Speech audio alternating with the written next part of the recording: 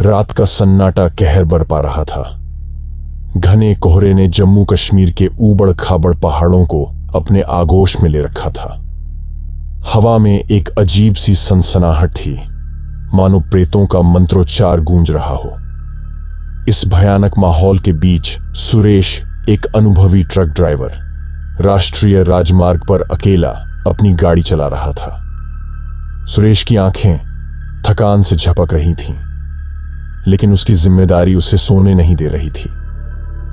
उसे श्रीनगर तक दवाइयों की खेप पहुंचानी थी, जो कोविड के मरीजों के लिए जीवन रक्षक थीं। रात के करीब 1:30 बजे सुरेश को गाड़ी के पिछले हिस्से से एक अजीब सी हलचल महसूस हुई।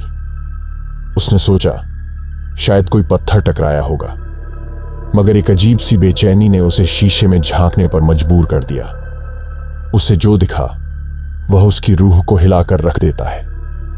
पीछे के शीशे में एक धुंधली सी सफेद आकृति दिखाई दे रही थी। वह धीरे धीरे गाड़ी के करीब आ रही थी। सुरेश घबरा गया। उसने तुरंत गाड़ी की रफ्तार बढ़ा दी, लेकिन वह आकृति भी उसी रफ्तार से उसके साथ चलने लगी। अब वह आकृति साफ दिखने लगी थी।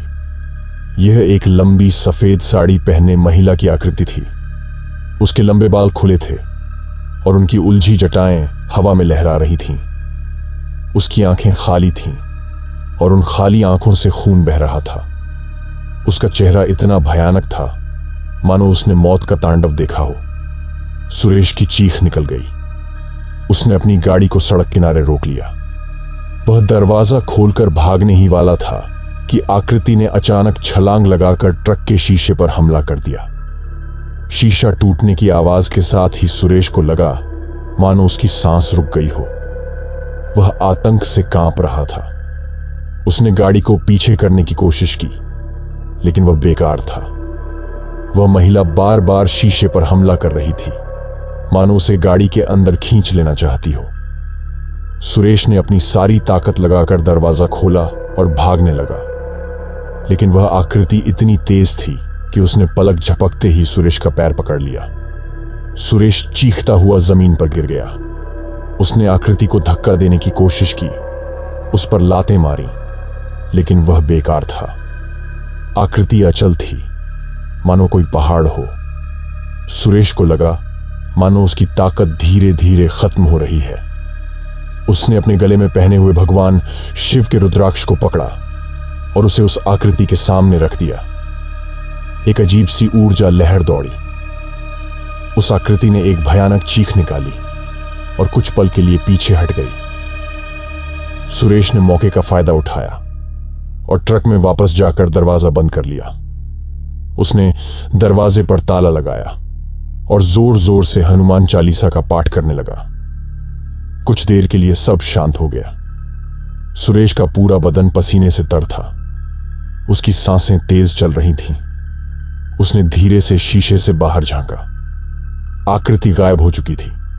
बाहर घना कोहरा छाया हुआ था, मानो प्रकृति भी इस भयानक घटना को छिपाना चाहती हो। सुरेश को यकीन नहीं हो रहा था कि जो कुछ हुआ वह सपना था या सच। उसने गाड़ी स्टार्ट की और धीरे धीरे आगे बढ़ना शुरू किया। हर आहट पर उससे लगता मानो वह आकृति वापस आ गई है। कुछ ही दूर जाने पर सुरेश को सड़क के किनारे एक बूढ़ा आदमी दिखाई दिया। वह लकड़ी की एक टहनी के सहारे खड़ा था। सुरेश ने गाड़ी रोक दी। बाबा, सुरेश ने थक कर कहा, कुछ देर रुक सकते हैं? बूढ़े आदमी ने धीरे से सिर हिलाया और गाड़ी के पास आ गया। उसकी आंखों में एक गहरी वेदना छिपी थी। बेटा, बूढ़े आदमी ने धीमी आवाज में कहा। क्या हुआ?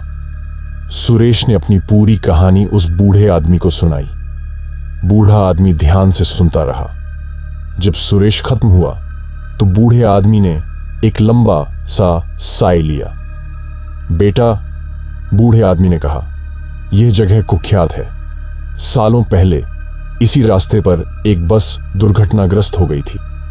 उस बस में सवार सभी लोग मारे गए थे, जिनमें एक युवती भी थी। लोग कहते हैं उसकी आत्मा आज भी इस रास्ते पर भटकती है, बदला लेने के लिए बेताब। सुरेश की रूह कांप गई। उसे एहसास हुआ कि उसने जो देखा वह कोई भ्रम नहीं था, वह वास्तव में उस आत्मा से सामना हुआ था। बाबा, सुरेश ने घबरा कर पूछा, मैं अब क्या करूं? बूढ़े आदमी ने अपनी झोली से एक छोटा सा ताबीज निकाला और सुरेश को दिया। इसे अपने गले में पहनो। बूढ़े आदमी ने कहा, यह तुम्हें उस आत्मा से बचाएगा, लेकिन याद रखो, रात के समय इस रास्ते पर सफर मत करना। सुरेश ने बूढ़े आदमी का शुक्रिया अदा किया और गाड़ी आगे बढ़ा दी। ताबीज को अपने गले में पहनकर उसे थोड़ी राहत मिली, लेकिन उसके मन में अभी भी डर बना हुआ था। रात और गहरी होती जा रही थी। कोहरा और भी घना हो गया था। हर मोड़ पर सुरेश को लगता था मानो वह आकृति फिर से सामने आ जाएगी। तभी अचानक रेडियो में एक भयानक चीख सुनाई दी। रेडियो में एक खबर चल रही थी, कुछ देर पहले जम्मू कश्मीर हाईवे पर एक ट्रक दुर्घटनाग्रस्त हो गया है। ट्रक चालक की मौके पर ही मौत हो गई है। सुरेश का दिल दहल गया। उसने रेडियो बंद कर दिया। उसे लगा मानो मौत उसके पीछे पीछे चल रही है। पूरी रात सुरेश डर के साए में जूझता रहा। हर आहट पर उसे लगता मानो वही आत्मा उसका पीछा कर रही है। जब सुबह हुई तो सूरज की रोशनी ने कोहरे को चीर डाला। सुरेश को थोड़ी राहत मिली। कुछ ही दूर जाने पर सुरेश को एक छोटा सा गांव दिखाई दिया। उसने राहत की सांस ली और गाड़ी को एक चाय की दुकान के पास रोक लिया। चाय की चुस्की लेते हुए सुरेश ने दुकानदार को रात में हुई घटना सुनाई। दुकानदार ने सिर हिलाते हुए कहा, ये रास्ता भूतों का अड्डा है साहब, कई लोगों ने ऐसी ही कहानियां सुनाई हैं। सुरेश को लगा उसका गला सूख गया है। उसने एक और चाय मांगी। कुछ देर आराम करने के बाद उसने श्रीनगर की तरफ गाड़ी चला दी। पूरे दिन वह जल्दी जल्दी गाड़ी चलाता रहा। वह किसी भी हाल में रात होने से पहले श्रीनगर पहुंचना चाहता था। शाम ढलने से कुछ देर पहले वह श्रीनगर पहुंच गया। दवाइयां पहुंचाकर और राहत की सांस लेते हुए सुरेश ने सोचा कि क्या वाकई वह आत्मा थी या फिर उसकी थकान का भ्रम। लेकिन उसके गले में लटका ताबीज और शीशे के टुकड़े उसे उस भयानक रात की याद दिलाते रहे। सुरेश ने कसम खाई कि वह दोबारा रात के समय जम्मू कश्मीर की हाईवे पर गाड़ी नहीं चलाएगा। वह जानता था कि उसने मौत को छेड़ा था। उसका भाग्य अच्छा था कि वह बच गया, लेकिन कईयों के लिए यह हाईवे मौत का रास्ता बन चुका था। कुछ दिनों बाद सुरेश ने अखबार में पढ़ा कि जम्मू कश्मीर हाईवे पर एक और ट्रक दुर्घटनाग्रस्त हुआ है। ट्रक चालक की लाश मिली, लेकिन उसकी मौत का कारण पता नहीं चल पाया। सुरेश सिहर उठा। उसे लगा मानो वह आत्मा अभी भी बदला लेने के लिए बेताब है।